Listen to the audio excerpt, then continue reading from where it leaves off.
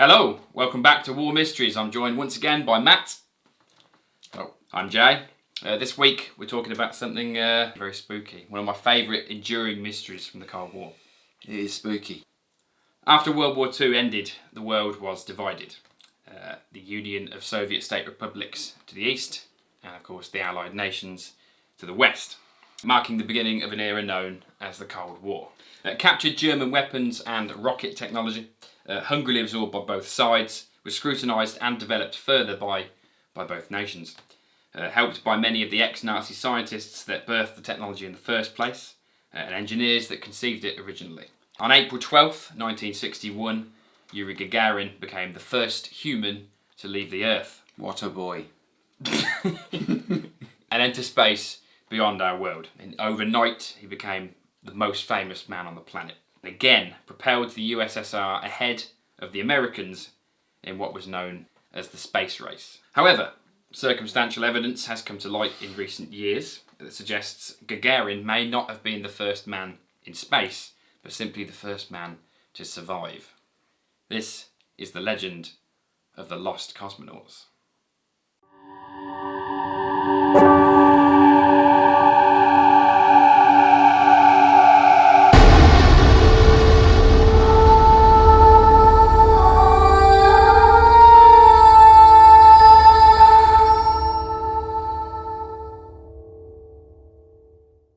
So, beginning of course with the successful launch of Sputnik 1, the space race officially began early 1950s.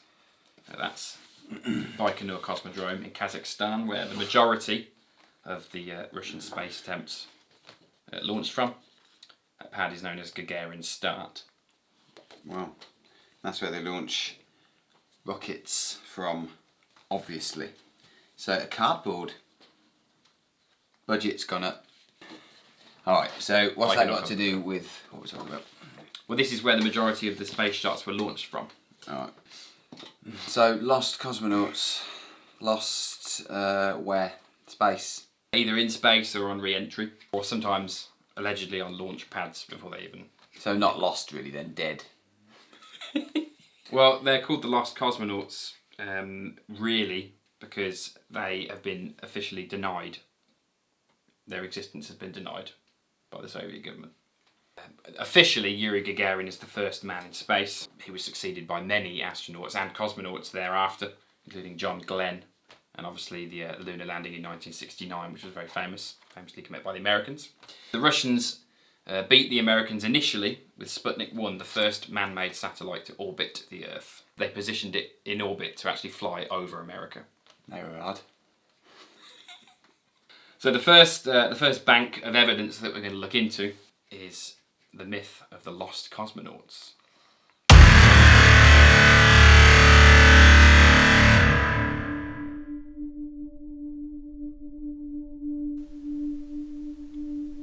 The basis for the theory of the Lost Cosmonauts stems from a tragedy that was confirmed in 1986.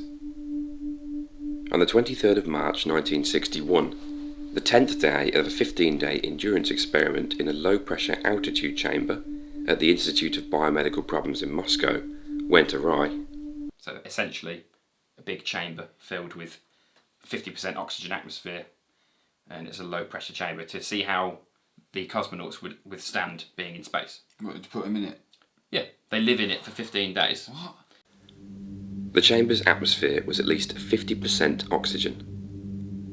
Valentin Bondarenko, having completed his work for the day, removed monitoring biosensors from his body and washed his skin with an alcohol-soaked cotton ball, which he then discarded. The cotton ball landed on an electric hot plate, which he was using to brew a cup of tea. The cotton ignited, and Bondarenko tried to smother the flames with the sleeve of his woolen coveralls, which caught fire in the chamber's oxygen-rich atmosphere. Bang!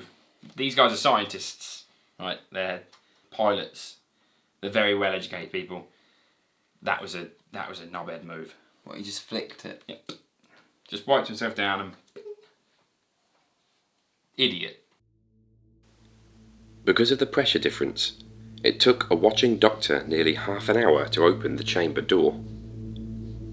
Bondarenko's clothing burned until almost all the oxygen in the chamber was used up, and he had suffered third-degree burns over most of his body.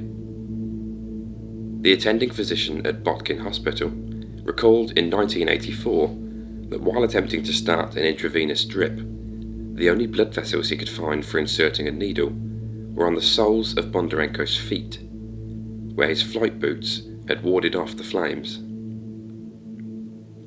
Yuri Gagarin also allegedly spent several hours at the hospital as death watch officer, and Bondarenko died of shock 16 hours after the accident, less than 3 weeks before Gagarin's historic Vostok 1 spaceflight. Bondarenko's death was caused by fire in a sealed, high-oxygen environment, a terrible fate which also killed the crew of the Apollo 1 during a test launch on January the 27th, 1967 in the United States. Horrible. This is a horrible episode so far. Yeah. Yeah, it's not very nice, is it? But this is the precedent. This is what established a precedent for the theory. The Soviet government classified all information regarding the accident and redacted Bondarenko from photographs, some of which had already been published.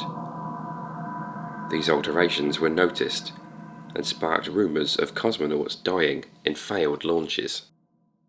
A bit stupid. They'd already published photographs with Bondarenko and other pilots, and they redacted him from the photos. And they scored what? How did they do that? But you went round the academy and just no, and all subsequent photographs that were published from that have day him on, he wasn't in them. You weren't in there. And that's not the only incident either. We'll look into others later on. Stop questions being asked, maybe? Probably, but essentially, he was redacted from history. According to information leaked from the Czech Republic, and also to testimony given in Pravda by Mikhail Rudenko, a former senior engineer from the Soviet-era space program, 3 cosmonauts died in failed launches from the Kasputin Yar Cosmodrome in 1957, 1958 and 1959. The name Maria Gramova is also mentioned in this same order of events, and was reported on in Continental, an Italian circular from 1959. Hermann Oberth, an Austrian-born scientist and engineer, who himself was considered one of the founding fathers of rocketry, has also come forward with theories and purported information regarding suborbital flights conducted from Kasputin Yar in the late 1950s. Finally, Gennady Zavadovsky is yet another cosmonaut said to have perished in May of 1960 in a failed launch of a prototype Vostok-class rocket, the same that carried Gagarin to his successful flight just under 1 year later. There are conflicting accounts of Zavadovsky's fate, however, with some sources claiming he was involved in high-altitude balloon experiments. Of the 4 cosmonauts named from the alleged Kasputin Yar incidents, no Soviet service records can be found. It is possible they did not exist, but it's also possible that their service records were destroyed to conceal their deaths. The name Maria Gramova is mentioned in this same order of events. Alexei Ledovsky, Sergei Shaborin and Andrei Mitkov are supposedly the ones that launched from Kasputin Yar. And they all died? Died on the launch pads. Must have been witnesses if they were on launch pads and things like this. Possibly, yeah. There may have been, but they could have been. Their silence could have been bought, or they could have been threatened. Killed everybody involved. Well, you know what the KGB's like. Obviously, you know what they did to Litvinenko with. They poisoned him with a cup of tea. I know what the KGB's like, mate. Yeah. I know. Conspiracy. Did there any of them left, or was it fiery death? Well, the rocket they were using at the time was the N1L3, I think. Big then. It had a 100% failure rate. That's an easy sell then, isn't it? They attempted 4 launches and all 4 failed. When do you learn? When do they didn't learn? Well, they were desperately trying to beat the Americans in the space race. The Americans obviously had the Saturn V. The N1 Russian rocket was basically 30 rocket engines on the first stage, and then another chunk of engines on the second stage. They Wow. vibrated apart on the launch pad. There's just so much vibration going on. So complex as well. How the other half live. Of the 4 named cosmonauts from the alleged Rasputin Yar incidents, no Soviet service records can be found. And I've looked. Has anybody else looked though? I don't know. Alright. But I can't find them anywhere. Can you find them? If you can, get in touch. So it's possible the people didn't exist. It's The these astronauts names didn't even exist. Well, there's no. I can't find any service records for those names. Any of the 4.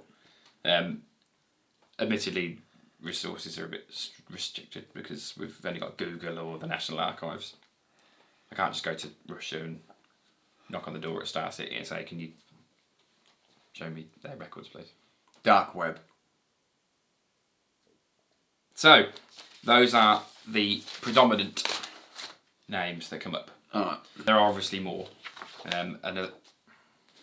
Another couple we'll look into. So the next section that we're going to get into comes from the Judaica Cordiglia brothers. They rigged up a radio set and they essentially listened in on transmissions from American and Soviet space flights. Oh, like on the fly. They were sitting in their shed doing it. Or... Well, they had to guess frequencies. They even guessed John Glenn's flight frequency by the size of the antenna on his capsule in the background of the picture.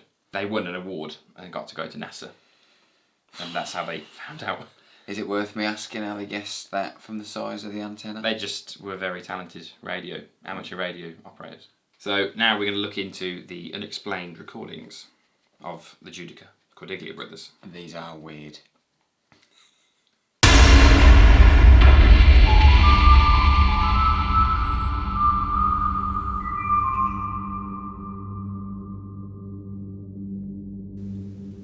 Two Italian brothers, Giovanni and Achille Judaica Cordiglia, became known across the world for their exploits in the late 1950s and early 1960s, as they had supposedly managed to capture audio recordings of Soviet cosmonauts, and indeed American astronauts, in flight, using inexpensive and jury-rigged equipment in an old World War II bunker they called Tora Burt. So amateurs. Yeah, they basically ham radio operators. They cobbled together some equipment. I say cobbled together. I've seen photos of their bunker. It's massive. It's 1950s, remember? So radio boxes, radio equipment is big. Their first major accolade was to record the transponder ping of Sputnik 1 as it travelled across the atmosphere.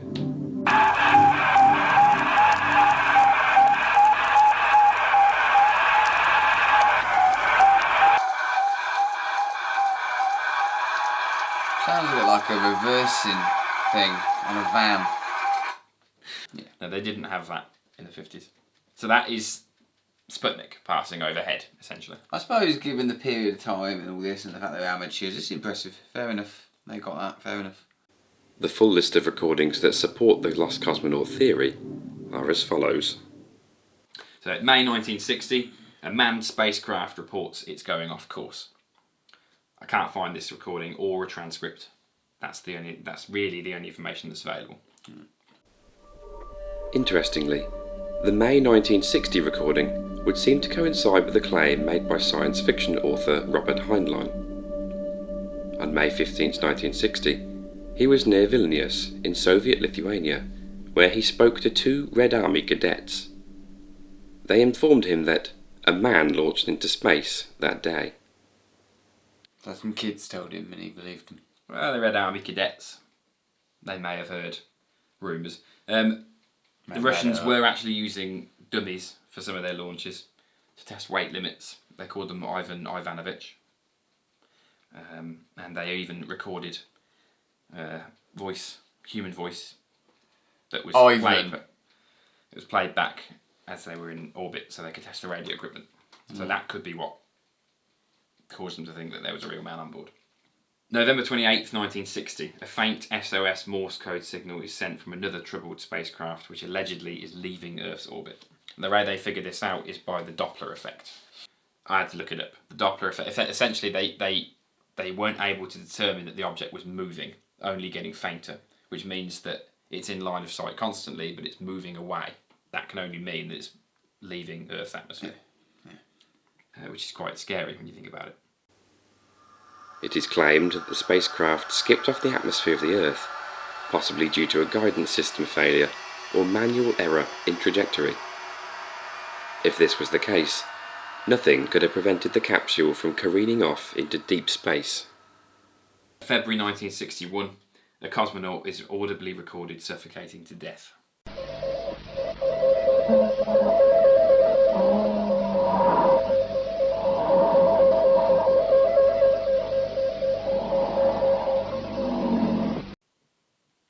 And they also capture his heartbeat.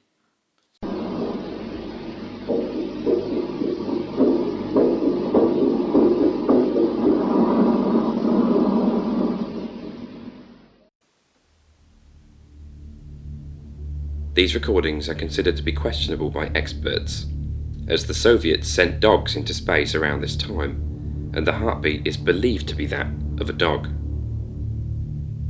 The Judaica brothers had the audio examined by an acclaimed medical practitioner. He recognised the sound.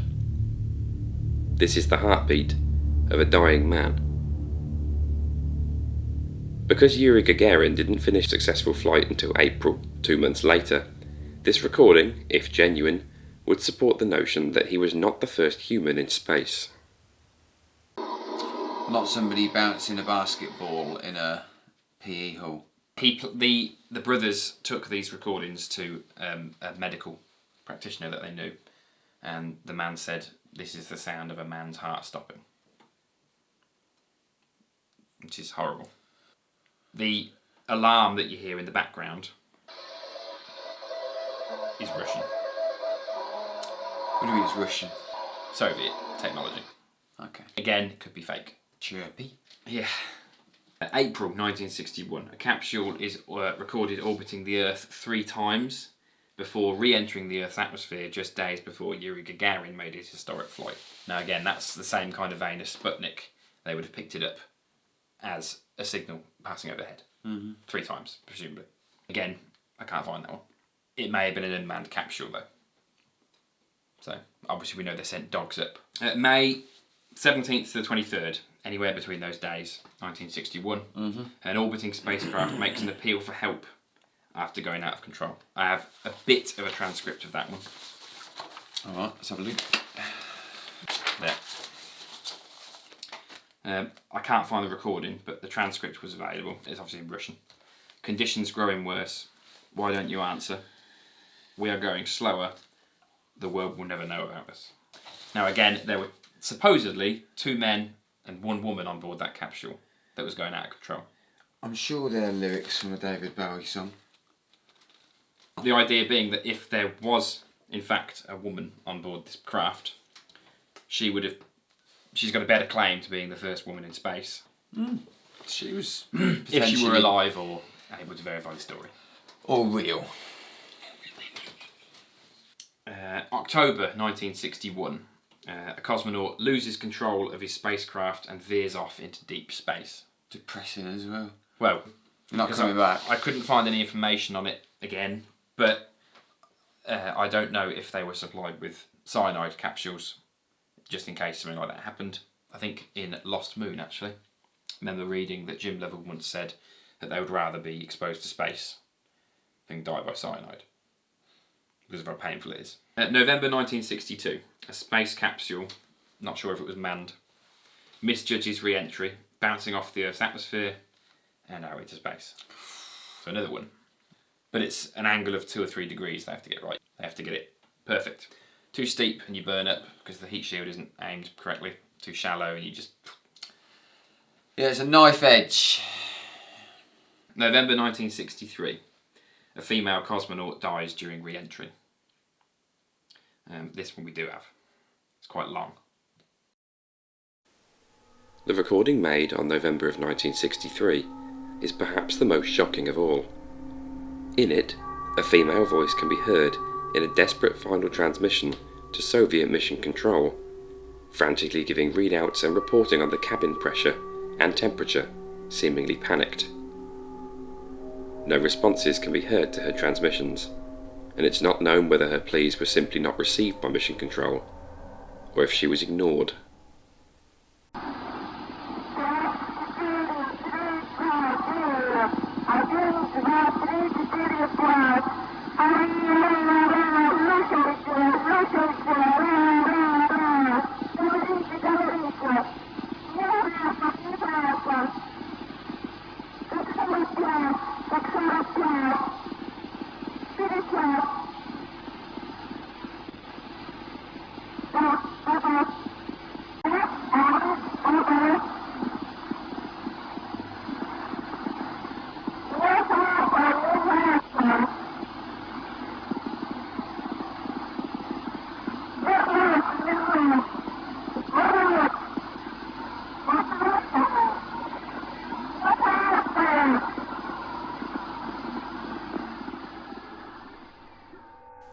Controversy surrounds this transmission, as several native Russian and Ukrainian speakers have claimed the voice has a distinctly foreign accent, with a few sources claiming it is an Italian accent, which would seem to implicate the Judaica brothers and their Russian-speaking female accomplice in an elaborate hoax. So, there are people online that say it's a hoax, others that have translated what she's been saying. April 1964, another cosmonaut is killed when his capsule burns up in the Earth's atmosphere. So, those are the recordings. Alright. There are a few others Creepy. that we can't get hold of. Yeah, a bit depressing, a bit scary. That's what happens when you experiment with sending people into space, I suppose. So, we mentioned earlier that there were photographs that had been altered or redacted, faces removed. Vanished faces.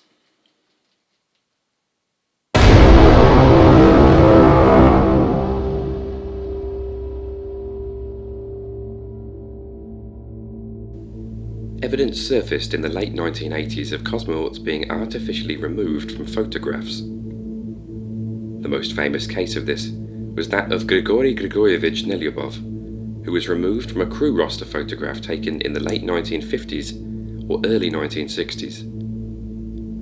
Once this doctored photograph was published, it was used in many articles and press releases. However, the original photograph containing Nelyubov had already been published previously. This document added fuel to the fire of the Lost Cosmonaut conspiracy. For if this individual had vanished in such a way, was he the only one? The truth of the matter, which was not revealed until 1986, and only then because it was publicly known, was that Nelyubov had been dismissed from the space program following a drunken brawl with two other officers.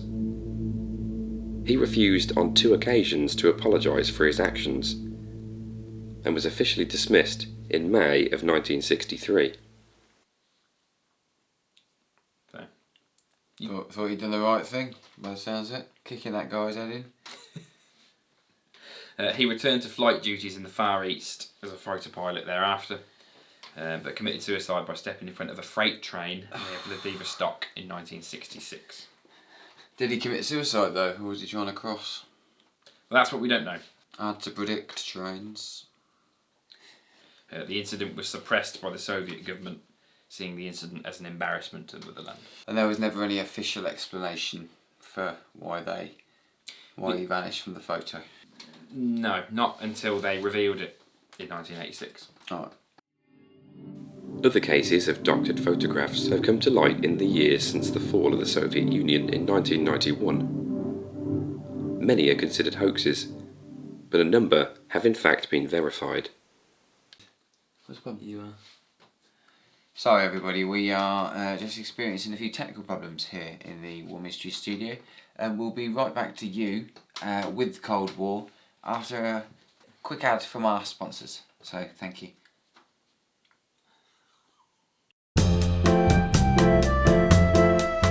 Right. So this series of photographs was taken in May of 1961, just before Yuri Gagarin's flight. That's Yuri Gagarin right there. Right. So there's Yuri Gagarin. Yep. And this guy up here is Grigory, who we just spoke about, Nelyubov. There's the redacted photo. He's gone. Good job. They did a good job of it, though, didn't they? If you look at it. Well, you see, they've just removed him. Yeah. What they would have done is taken another photograph of the background, perhaps, or I just superimposed it. It can be done in a dark room. Did a good job. This photo here is a post-doctored picture of Nelly Boff. He's not in the picture. He was here, next to those two. Okay. Again, there's Gagarin. So it's a similar photo. This is a later photo that day, presumably, and it's been removed from it as well because you can see the background's the same. Look, you've got this. Sort of. I think it's a chair that's leaning up against a wall, and you can see it back there. Look. Well, good work. For the 50s and 60s, it's not bad. Took it to snappy snaps. So they're the disappeared people. I was hoping that at some point in the episode we would talk about the Gallery of Martyrs that I am aware of. Should we talk about the Gallery of Martyrs? Yeah. Alright.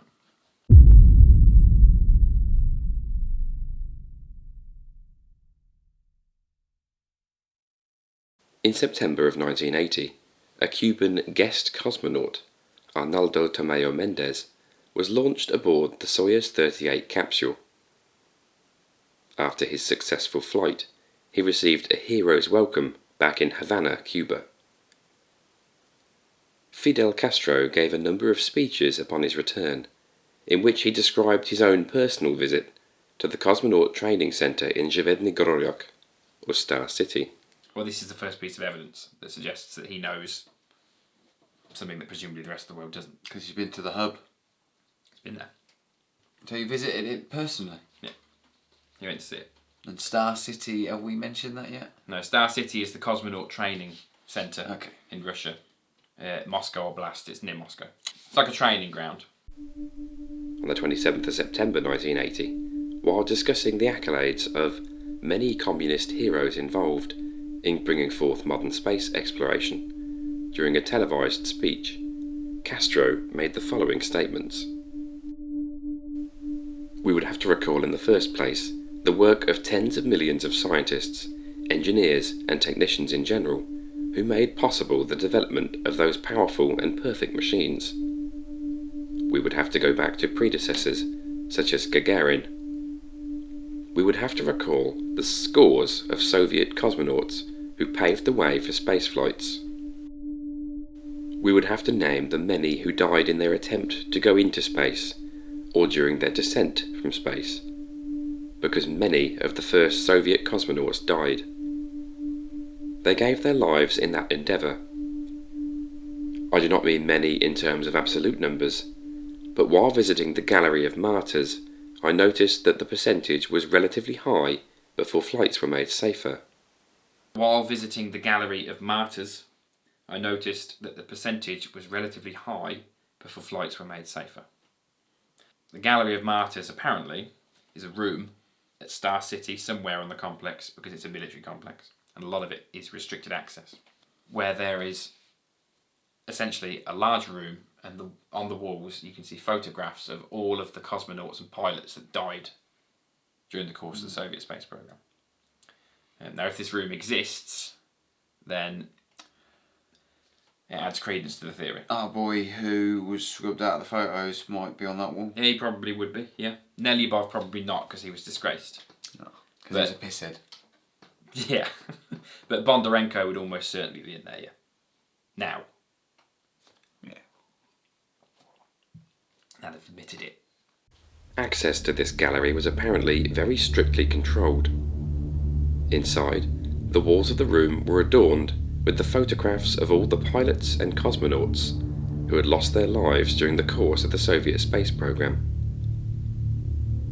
No mention of this gallery can be found in official records, nor has anyone publicly reported having seen inside since. Castro was famous for his impassioned speeches, and certainly seems to explicitly state his visit as factual. However, whether this room exists today, or indeed ever did, is not known. Neither will we know whether or not he went to the gift shop. What would you buy in a gift shop? Little red star on a keyring. So, do you think this room exists? Jinx. I mean, think it why does. not? I Why think not? it does. They're Crazy, the Russians. No offence to any Russian viewers who were indeed around during the Cold War. Who are watching this? Yeah. Just none then. I think it was probably a thing. They probably had a big wall and... Well, that's the weight of the evidence. I personally think there is something there. Having read what I've read, I think there is enough. I mean, suborbital flights in the 50s, apparently they used dogs. Only dogs. So all of this is cover-up stuff. Told you about the cover-ups, didn't I? I knew it. Well, I think that they're bloody guilty. They're guilty of whatever it is. There's no historical records, but in the case of Bondarenko and in this Nelyubov guy, there's a precedent. The recordings can't be verified because they can't be verified. It could be anything. They did have a Russian-speaking friend, female, who could have helped in the audio. Right. So they can't really be used as weighted evidence. But there's a lot of information out there.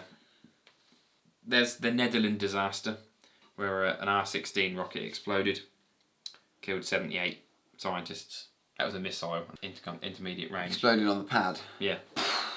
That again was covered up until 1989. So they had a history. There is a trackable history of them. There's loads of cover-ups, Covering is what stuff we're up. saying. Yeah. Yeah. Right. So what do you think then? What do you think our conclusion is? Our conclusion? Yeah. I personally think there's something there. I think there is some weight to the theory. So do I. I think there's a lot of weight to the theory. There you go. Too much weight to carry. Potentially something there. Yeah.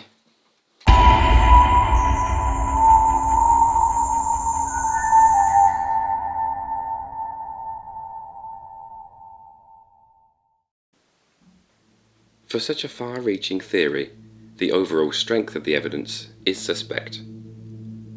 Specific doctored photographs and a number of concealed military records are indeed confirmed, but the recordings of the Judaica Cordiglia brothers, though amazing and fascinating, cannot be verified. Castro's speech to the Cuban nation, which was televised to the Latin world in 1980, cannot be refuted.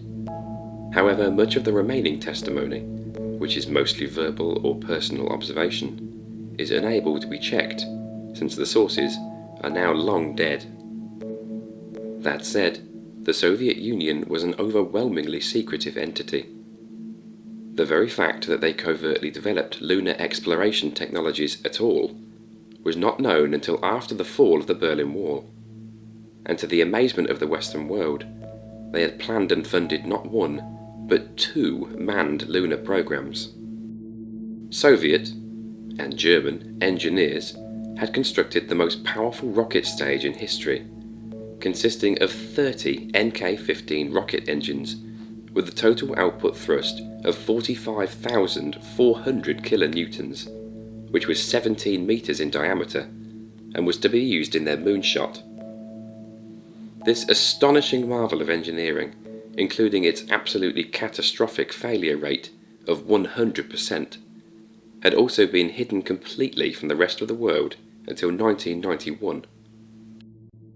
We know of at least 2 deaths that were concealed: Bondarenko's tragic accident and Nelyubov's suicide. And finally, there is the Netherlands disaster of October 1960, in which a Soviet R-16 ICBM suffered a short circuit prior to launch and exploded on the launch pad. Casualty reports vary from different sources, but at the very least, 78 scientists and personnel were vaporized immediately or burned to death in the enormous subsequent explosion. Complete secrecy was yet again imposed by Nikita Khrushchev. It was reported on at the time by Continental in Italy, and later by a captured Soviet spy, but it was not officially acknowledged until April of 1989. Even in acknowledging the limited value of the weaker evidence, the conspiracy theory cannot be completely dismissed. Whether or not any further information ever comes to light regarding these phantom cosmonauts, there is unquestionably a chance that beyond our skies the remains of doomed men and women may lie. Brave pioneering souls sacrificed in the name of scientific advancement, forever entombed in their primitive spacecraft, and lost for all time in the deepest reaches of space.